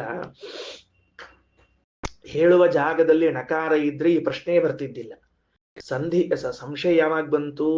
ಅವನು ಹೇಳುವ ವೇದ ಮಂತ್ರಗಳಲ್ಲಿ ಸಹಸ್ರ ಶೀರ್ಷ ಪುರುಷ ಸಹಸ್ರಾಕ್ಷ ಸಹಸ್ರ ಪಾತಂತದ, ಅಲ್ಲಿ ಸಹಸ್ರ ಶೀರ್ಷ ಪುರುಷ ಶ ಬಂದ್ಬಿಟ್ಟದ. ಇಲ್ಲೇನ್ ಚಿಂತೆ ಬರುದಿಲ್ಲ ಅವಂಗ, ಗೊತ್ತಾಯ್ತಾ? ಪುರುಷ ಸಹಸ್ರ ಬಂತು, ಇಂತಲ್ಲಿ ಶ ಬಂದ್ರಿಂದ ಶಕಾರದ ಅರ್ಥ ಬಂತು ಅಂತ ತಿಳ್ಕೊತಾನೆ. ಆದ್ರೆ ಅದೇ ಅಗ್ನಿಮೀಳೆ ಪುರೋಹಿತಂ ಅನ್ನುವಲ್ಲಿ ವಾಯವಾಯ ಇದರ್ಶತೆ ಅನ್ನುವಲ್ಲಿ ನಕಾರ ಬಂದಿಲ್ಲ. ಹಂಗಾರೆ ಈಗ ನಕಾರ ಬಂದಿಲ್ಲ, ಅದಕ್ಕೆ ನಕಾರ ಸಹಿತ ಹೇಳೋ ಅಥವಾ ನಕಾರ ಬಿಟ್ಟು ಹೇಳೋ ಅಂದ್ರೆ ನಕಾರ ಕೂಡಿಸ್ಬೇಕಾಗಿಲ್ಲ, ನಕಾರದ ಅರ್ಥವನ್ನು ಹೇಳೋ ಬೇಡೋ ಅಂತ ಚರ್ಚೆ ಬಂತವನಿಗೆ. ಬಂದಾಗ ಉತ್ತರ ಹೇಳಿದ್ರು ಏನಂತ, ಸಣಕಾರಮೇವ ಬ್ರೂಯಾತ್, ಇಲ್ಲೇ ಇಲ್ಲ, ನಕಾರದ ಅರ್ಥವನ್ನ ಅನುಸಂಧಾನ ಮಾಡಲೇಬೇಕು. ಅರ್ಥವನ್ನ ಅನುಸಂಧಾನ ಮಾಡ್ಬೇಕಪ್ಪ. ನ ಅಂದ್ರೆ ಏನು? ಬಲ ಅಂತ ಅರ್ಥ. ನಕಾರದ ಅರ್ಥ ಅನುಸಂಧಾನ ಮಾಡ್ರಿ. ಅಗ್ನಿಂ ಈಳೆ, ನಾ ಅಗ್ನಿಯನ್ನ ಸ್ತೋತ್ರ ಮಾಡ್ತೀನಿ. ಯಾಕ? ಅಲ್ಲಿ ಅಗ್ನಿಂ ಈಳೆ ಎನ್ನುವಲ್ಲಿ ಅಗ್ನಿ ಅನ್ನೋದು ಸಂಧಿ ಬಂದ್ಬಿಟ್ಟದ. ಈಗ ಅಗ್ನಿ ಬಂದ ಸಂಧಿ.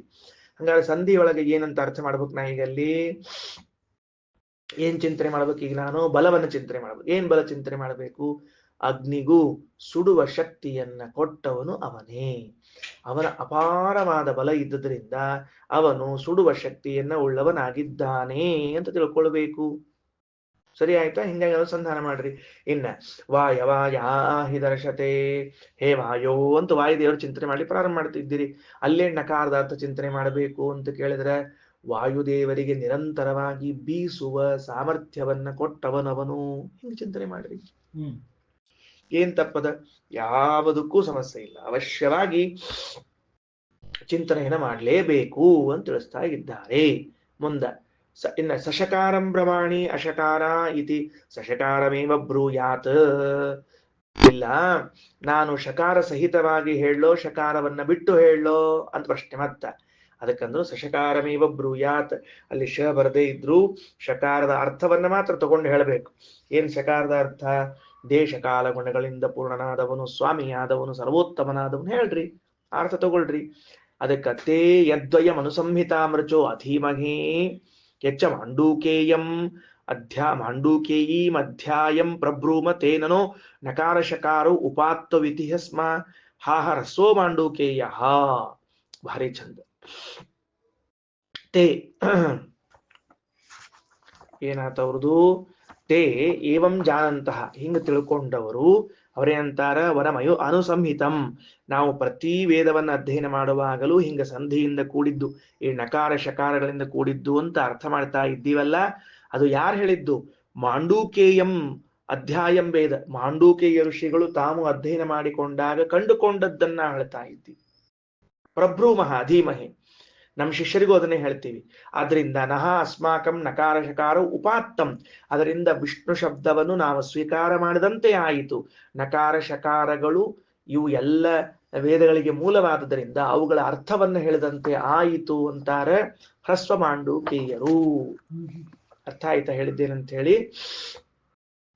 ತಿಳಿದಿಲ್ಲ, ನಾ ಹೇಳ್ತೀನಿ ನೋಡ್ರಿ ಏನಾಯ್ತು ಅಂತಂದ್ರ, ಈ ಘಟ್ಟಕ್ಕೊಂದು ಕಥೆ ಮತ್ತೆ. ಏನ್ ಈ ಘಟ್ಟಕ್ಕೆ ಕಥೆ ಅಂದ್ರೆ, ಮಾಂಡೂಕೇಯರು ಹ್ರಸ್ವ ಮಾಂಡೂಕೇಯರು ಅಂತ ಇಬ್ರು ಬೇರೆ ಬೇರೆ ಋಷಿಗಳು ಹಿಂದಕ್ಕೆ ಬಂದದ.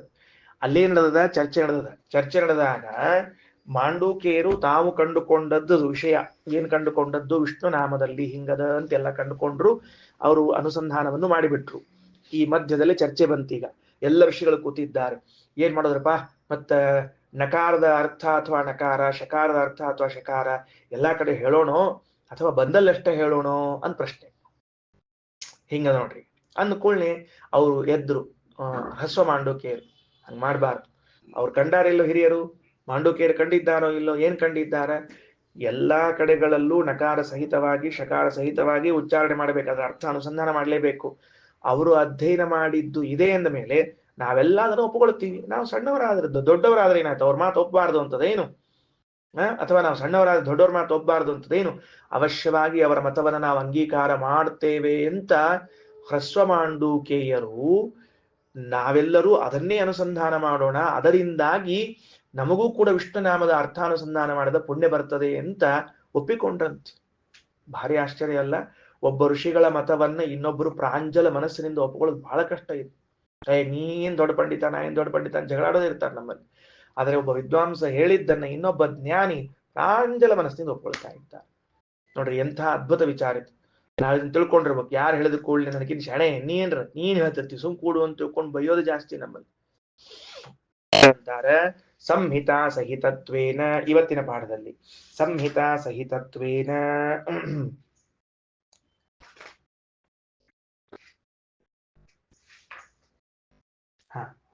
ಸಂಹಿತಾ ಸಹಿತತ್ವೇನ ಯದೃಚೋ ಅಧೀಮಹೇ ವಯಂ, ಸಂಹಿತೆಯಿಂದ ಕೂಡಿಕೊಂಡಿರುವಂತಹದ್ರಲ್ಲಿ ಯದೃಚೋ ಅಧೀಮಹೇ ವೇದಗಳನ್ನ ಅಧ್ಯಯನ ಮಾಡ್ತಾ ಇದ್ದೇವೆ.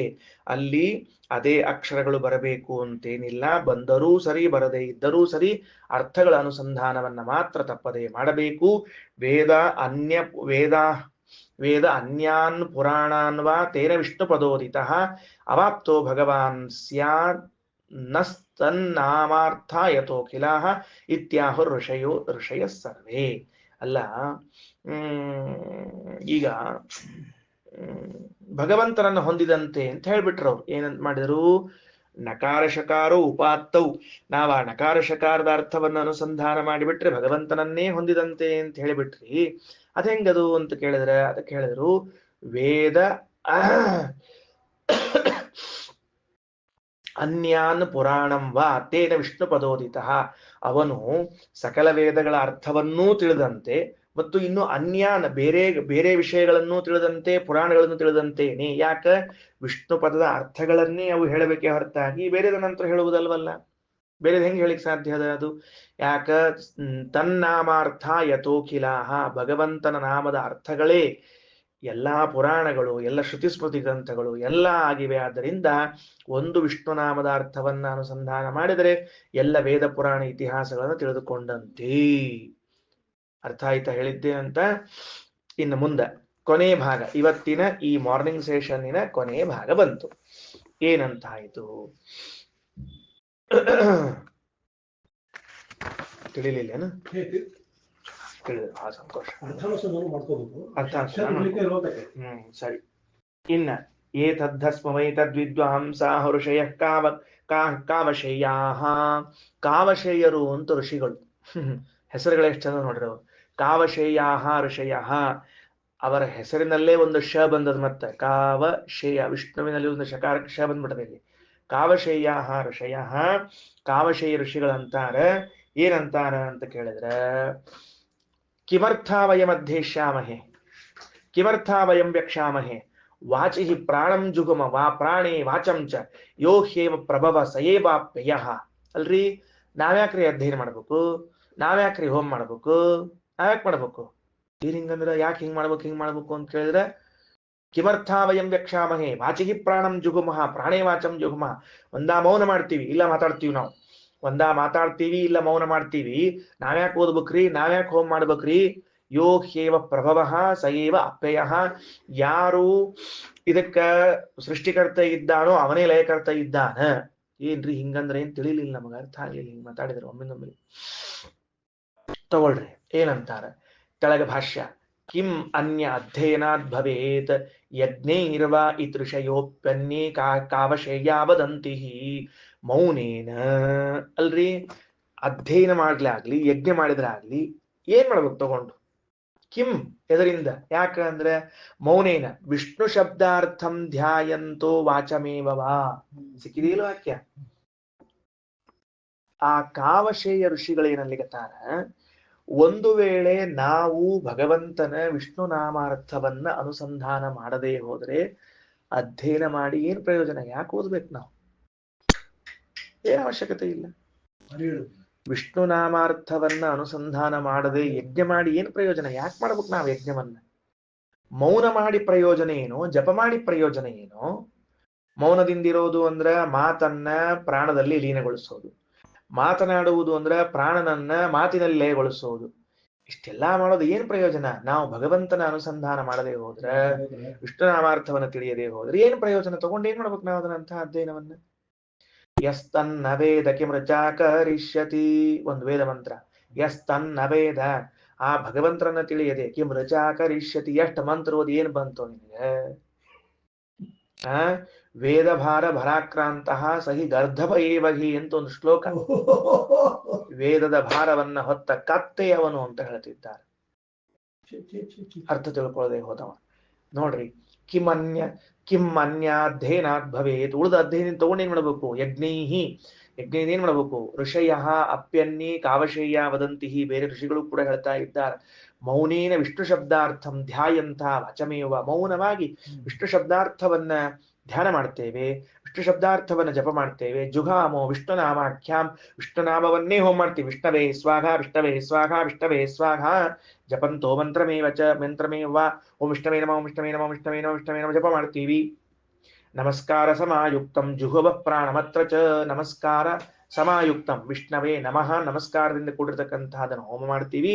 ಪ್ರಾಣಮತ್ರ ಹೀ, ಇಲ್ಲೇ ಪ್ರಾಣ, ಪ್ರಾಣ ಅಂದ್ರೆ ನಮ್ಮ ಸಾಮರ್ಥ್ಯವನ್ನು ಜುಹುಮ ಪ್ರಾಣ, ಪ್ರಾಣ ಅಂದ್ರೆ ಪರಮಾತ್ಮ. ಜುಹುಮ ಪ್ರಾಣಮತ್ರ ಹೀ, ಆ ಪ್ರಾಣನಾಮಕನಾದ ಭಗವಂತನನ್ನೇ ಹೋಮಿಸುತ್ತೇವೆ. ಕಿಮ್ಮನ್ಯೇರ್ ಬಹುಭಿಃ ಕಾರ್ಯೈಹಿ. ಉಳಿದ ಕೆಲಸ ಮಾಡಿ ಏನ್ ಮಾಡ್ಬೇಕು ತಗೊಂಡ? ಏತಸ್ಸೈವ ಅಧಿಕತ್ವತಃ. ಇದೇ ದೊಡ್ಡದು, ಇದೇ ದೊಡ್ಡದು. ವಿಷ್ಣು ಷಡಕ್ಷರ, ವಿಷ್ಣು ಷಡಕ್ಷರವನ್ನ ತಿಳ್ಕೊಂಡ್ಬಿಡ್ರಿ. ಓಂ ವಿಷ್ಣವೇ ನಮಃ ಪಂಚಾಕ್ಷರ, ಓಂ ವಿಷಣವೇ ನಮಃ ಷಡಕ್ಷರ. ವಿಷ್ಣು ಪಂಚಾಕ್ಷರ ಷಡಕ್ಷರಗಳನ್ನು ತಿಳಿದು ಜಪ ಮಾಡುವನೇ ದೊಡ್ಡ ವ್ಯಕ್ತಿ. ತಗೊಂಡು ಏನ್ ಮಾಡ್ಬೇಕು ಉಳಿದದ್ದನ್ನೆಲ್ಲ? ಏತದನುಸಂಧಾನ ಪೂರ್ವಂ ವೇದ ಅಥಾನಪಿ ವಾ ಅಧೀಮಹೇ ಜಪಾಮೋ ವಾ ನಾನ್ಯಥಾತು ಕಥಂಚನ. ಏತದ ಅನುಸಂಧಾನ ಪೂರ್ವಂ, ಈ ಅರ್ಥಾನುಸಂಧಾನ ಪೂರ್ವಕವಾಗಿಯೇ ವೇದಾನ್, ವೇದಗಳನ್ನು ಇದೇ ಅರ್ಥಾನುಸಂಧಾನ ಪೂರ್ವಕವಾಗಿ ಅಧೀಮಹೇ ಯಜಾಮೋವ, ಅಧ್ಯಯನ ಮಾಡ್ತೀವಿ, ಹೋಮ ಮಾಡ್ತೀವಿ. ನಾಣ್ಯತಾತ ಕಥಂಚನ, ಇಲ್ಲದೆ ನಾವು ಮಾಡಂಗೇ ಇಲ್ಲ. ಏಷ ಏವಹಿ ಸರ್ವೇಷಾಂ ವೇದಾನಾಮರ್ಥೈರಿತಃ, ಇವನೇ ಎಲ್ಲ ವೇದಗಳ ಅರ್ಥ ಆಗಿದ್ದಾನೆ. ವಿಷ್ಣುನಾಮಾದಿತೋ ಯೋರ್ಥಃ, ವಿಷ್ಣುನಾಮದ ಅರ್ಥ ಏನಿದೆಯೋ ತದ್ವ್ಯಾಖ್ಯಾನಾದ್ಯದ್ವಚೋಖಿಲಂ, ಅದರ ವ್ಯಾಖ್ಯಾನವೇ ಉಳಿದ ಎಲ್ಲ ಮಾತುಗಳು, ವೇದವಾಕ್ಯದ ಮಾತುಗಳು. ಏವಂ ವಿಶಿಷ್ಟ ಪ್ರಾಣಾತ್ಮ ಬಲಾದ್ಯಖಿಲ ಸದ್ಗುಣೈಹಿ, ಹಿಂಗ ವಿಶೇಷವಾದ ಪ್ರಾಣ ಆತ್ಮ ಅಂದ್ರೆ ಸ್ವಾಮಿತ್ವ, ಬಲಾದ್ಯಖಿಲ ಸದ್ಗುಣಗಳಿಂದ ಪೂರ್ಣ ಸ್ವಭಾವ ಕೂಡಿದಂಥವನು. ಸರ್ವೇಷಾಂ ವಚಸಾಂ ಅರ್ಥ ಇರಿತಃ, ಎಲ್ಲ ಮಾತುಗಳ ಅರ್ಥ ಆಗಿದ್ದಾನೆ. ಬಂದದಿದೆಲ್ಲ ಆಗ್ಯದ. ವಿಷಯ ತಿಳ್ಕೊಂಡಿದ್ದೀವಿ. ಸೊ ಋಷ್ಟಾವಶೇಯ ಋಷಿಗಳು ಹೇಳಿದ ಅರ್ಥ ಏನು, ಹಸ್ವಮಾಂಡೂಕ್ಯರ ಅರ್ಥ ಹೇಳಿದ್ದೇನೋ ಅನ್ನೋದನ್ನ ಒಂದ್ಸಲ ರಿಕಲೆಕ್ಟ್ ಮಾಡ್ಕೊಂಡು ಮುಂದೆ ಹೋಗೋಣ ಅಂತ. ಏನಾಯಿತು? ಹೌದು, ನೀವೆಲ್ಲ ಹೇಳಿದ್ರಿ, ಬಹಳ ಸಂತೋಷ ಆಯ್ತು. ಬ್ರಹ್ಮದೇವರು ಬ್ರಹ್ಮಾಂಡದ ಸೃಷ್ಟಿಯನ್ನ ಮಾಡಿ ಶ್ರಮಗೊಂಡಾಗ ಶ್ರಮ ಪರಿಹಾರ ಮಾಡಿಕೊಳ್ಬೇಕು ಅಂತ ವೇದ ಮಂತ್ರಗಳಿಂದ ಭಗವಂತನ ಸ್ತೋತ್ರವನ್ನ ಮಾಡಿ ದೇಹದಲ್ಲಿ ಶಿಥಿಲಗೊಂಡ ವಿಕಲವಾದ ಅಂಗಗಳನ್ನೆಲ್ಲ ಸಕಲ ಮಾಡಿಕೊಂಡು ಸಂಹಿತಾ ಅಂತ ಕಂಡುಕೊಂಡ್ರು. ಆ ಸಂಹಿತಾ ಅಂತನ್ನುವುದು ವಿಷ್ಣುನಾಮದಲ್ಲಿ ಏನೇ ಪ್ರಧಾನವಾಗಿ ಕಾಣುವಂತಹದ್ದು. ವಿ ಅಂದ್ರೆ ವಿಶಿಷ್ಟ, ಶ ಅನ್ನೋ ಶಬ್ದಕ್ಕೆ ಪ್ರಣೇತ ಸಕಲ ಪ್ರೇರಕ ಸರ್ವಸ್ವಾಮಿ ಅನ್ನೋ ಅರ್ಥ, ನಕಾರ ಅಂದ್ರೆ ಬಲಸ್ವರೂಪ ಅಂತ ಅರ್ಥ, ಉಕಾರ ಅಂತನ್ನುವುದು ಅವನ ಸ್ವಭಾವವನ್ನು ಹೇಳ್ತದ ಅಂತಂದಿದ್ದೀರಿ. ಇದನ್ನ ಎಲ್ಲ ವೇದಗಳಲ್ಲೂ ಎಲ್ಲ ಮಂತ್ರಗಳಲ್ಲೂ ಅನುಸಂಧಾನ ಮಾಡಿಕೊಳ್ಳ್ರಿ ಅಂತಂತೀರಿ. ಅಲ್ಲಿ ಇದ್ದಿದ್ದಿಲ್ಲ ಅಂದ್ರೆ ನಾವೇನ್ ಮಾಡ್ಬೇಕು? ಹೇಳಬೇಕೋ ಬೇಡವೋ ಅಂತ ಹೇಳಿದ್ರೆ, ನಕಾರ ಎಂಬ ಅಕ್ಷರ ಬಂದಿರ್ಲಿ ಬರದೇ ಹೋಗ್ಲಿ, ಶಕಾರ ಎಂಬ ಅಕ್ಷರ ಬಂದಿರ್ಲಿ ಬರದೇ ಹೋಗ್ಲಿ, ಅರ್ಥಗಳನ್ನ ಮಾತ್ರ ಅನುಸಂಧಾನ ಮಾಡಲೇಬೇಕು. ಸರ್ವ ಪ್ರೇರಕ, ಸರ್ವಸ್ವಾಮಿ, ಸರ್ವಬಲ ಸ್ವರೂಪನಾಗಿದ್ದಾನೆ, ಸರ್ವೋತ್ತಮನಾಗಿದ್ದಾನೆ, ಇದೆಲ್ಲ ಸ್ವಭಾವ ಉಳ್ಳವನಾಗಿದ್ದಾನೆ, ಸಕಲ ವೇದ ಮಂತ್ರಗಳ ಅಧ್ಯಯನ ಮಾಡ್ರಿ. ಇದನ್ನ ಈ ಅರ್ಥವನ್ನ ನೀವು ಅನುಸಂಧಾನ ಮಾಡದೇ ಹೋದರೆ ವೇದ ಓದಿ ಏನು ಪ್ರಯೋಜನ? ಯಜ್ಞ ಮಾಡಿ ಏನು ಪ್ರಯೋಜನ? ಜಪ ಮಾಡಿ ಏನು ಪ್ರಯೋಜನ? ಹೋಮ ಮಾಡಿ ಏನು ಪ್ರಯೋಜನ? ನಿಮ್ದೆಲ್ಲಾದ್ರೂ ಸರ್ವಾತ್ಮನ ಮಾಡಬೇಡ್ರಿ. ಮೌನದಿಂದಿದ್ದಾಗಲೂ ವಿಷ್ಣುಷರಕ್ಷ ಮಂತ್ರವನ್ನೇ ಮಾತಾಡಿದ್ರು, ವಿಷ್ಣುಷರಕ್ಷ ಮಂತ್ರವನ್ನೇ ಮಾತನಾಡ್ರಿ ಅಂತ ಕಾಮಶೇಯ ಋಷಿಗಳು ಹೇಳಿದ್ದಾರೆ. ಕೊನೆ ವಾಕ್ಯ ಎದರದ್ದು? ಉಪನಿಷತ್ತು ಮುಗೀತು, ಭಾಷ್ಯ ಬೆಳೀತು. ಭಾಷ್ಯ ಸಾಯಂಕಾಲ, ಉಪನಿಷತ್ ಈಗ. ತಾಹ ಏತಾ ಸಂಹಿತಾ ನ ಅನಂತೆ ವಾಸನೆ ಪ್ರಬ್ರೂಯಾತ್ ನ ಅಸಂವತ್ಸರ ವಾಸನೆ ಪ್ರಬ್ರೂಯಾತ್ ನಾ ಪ್ರವಕ್ತ್ರೆ ಇತ್ಯಾಚಾರ್ಯಾಹ ಇತ್ಯಾಚಾರ್ಯಾಹ. ದೊಡ್ಡಾಚಾರ್ಯ ಯಾರವರು? ಮಹಿದಾಸ್ ಆಚಾರ್ಯ ಹೇಳ್ತಾರಂತ. ಏನಂತ? ಏತಾಹ ಸಂಹಿತಾಹ, ಈ ರಹಸ್ಯ ಉಪಾಸನೆಗಳನ್ನ, ಭಗವಂತನ ರೂಪಗಳನ್ನ, ನ ಅನಂತೆ ವಾಸನೆ ಪ್ರಬ್ರೂಯಾತ್, ನಿಮ್ಮಲ್ಲಿ ಶಿಷ್ಯವೃತ್ತಿ ಮಾಡಿಕೊಂಡು ಇಲ್ಲದೆ ಇದ್ದವನಿಗೆ ಹೇಳ್ಬೇಡ್ರಿ. ನಿಮ್ಮಲ್ಲಿ ಶಿಷ್ಯ ಆಗಿಲ್ಲವ, ಸುಮ್ ಬಂದ್ ಕೂತಾನ, ಅಚಾರ ಟ್ರೈನ್ನಾಗ ಹೊಂಟಿವಿ, ಖಾಲಿ ಟೈಮ್ ಅದ, ಒಂಚೂರು ಪಾಠ ಹೇಳ್ಬಿಡ್ರಿ ಅಂತಂದ ಅಂದ್ರೆ ಕಪಾಳ ಗೆಡ್ಡಿ ಹೊಡ್ರಿ ಅವಂಗ. ಪಾಠ ಹೇಳ್ಬೇಡ್ರಿ ಅವಂಗ. ಏನಂತ ತಿಳ್ಕೊಂಡ್ರ ಪಾಠ ಅಂದ್ರೆ? ನ ಅನಂತೆ ವಾಸನೆ, ಶಿಷ್ಯನಾಗದೇ ಇದ್ದವನಿಗೆ ಹೇಳ್ಬಾರ್ದು. ಶಿಷ್ಯ ಆಗಿದ್ರೂ ನ ಅಸಂವತ್ಸರ ವಾಸನೆ ಪ್ರಬ್ರೂಯಾತ್, 1 ವರ್ಷ ನಿಮ್ ಜೊತೆಗಿದ್ ಸೇವಾ ಮಾಡ್ಬೇಕವ, ಆಮೇಲೆ ನೀವು ಪಾಠ ಹೇಳ್ಬೇಕು. ಯಾವ ಹೊತ್ನ್ಯಾಗ ಬಿಟ್ಟು ಹೋಗ್ತಾನ ಗೊತ್ತಿಲ್ರಿ ಅವ ಶಿಷ್ಯ. ನ ಅಪ್ರವಕ್ತ್ರೆ ಬ್ರೂಯಾತ್, ನಮ್ ಕಡೆ ಪಾಠ ಹೇಳ್ಸ್ಕೊಂಡ್ಮೇಲೆ ಅವ ಇನ್ನೊಬ್ಬರಿಗೆ ಪಾಠ ಹೇಳಲಿಲ್ಲ ಅಂದ್ರೆ ಅಂಥವ್ ಪಾಠ ಹೇಳ್ಬಾರ್ದು. ಮತ್ತಿದು ಬೆಳೆಯೋದು ಹೆಂಗ್? ಮತ್ತಿದು ಅವ ಕೇಳಿ ಕೂತ್ ಬಿಟ್ರೆ ಮೂಕ ಸಕ್ರಿ ತಿಂದಂಗ, ಮುಂದೇನ್ ಬಂತು ಲಾಭ? ಕೆಸಾರೆ ಸಕರ ಕೇಳಿದಂತವ ಅಂತ ಹೇಳಿದಂತವ, ಏನು ತಗೊಂಡದನ್ನ? ಇತ್ಯಾಚಾರ್ಯಾಹ ಅಂತ ಈ ಸಂಹಿತೆಯ ವಿಷಯವನ್ನ ಮುಕ್ತಾಯ ಮಾಡ್ತಾರೆ. ಇಲ್ಲಿಗೇನಾಯಿತು? ಇತಿ ಶ್ರೀಮನ್ ಮಹೇಂದ್ರೋಪನಿಷತ್ಸು ತೃತೀಯಾರಣ್ಯಕೆ ದ್ವಿತೀಯಾಧ್ಯಾಯ ತೃತೀಯಾರಣ್ಯಕಂ ಸಂಪೂರ್ಣಂ. ಇನ್ನು ಮುಂದಿಂದ ಏನು ಉಳ್ಕೊಂಡದ್ ನೋಡ್ರಿ, ಇದೆಲ್ಲ ಭಾಷ್ಯದ ಸಾಯಂಕಾಲ ಹೇಳಿ ಮಂಗಳ ಮಾಡೋಣ. ಶ್ರೀಕೃಷ್ಣಾರ್ಪಣಮಸ್ತು.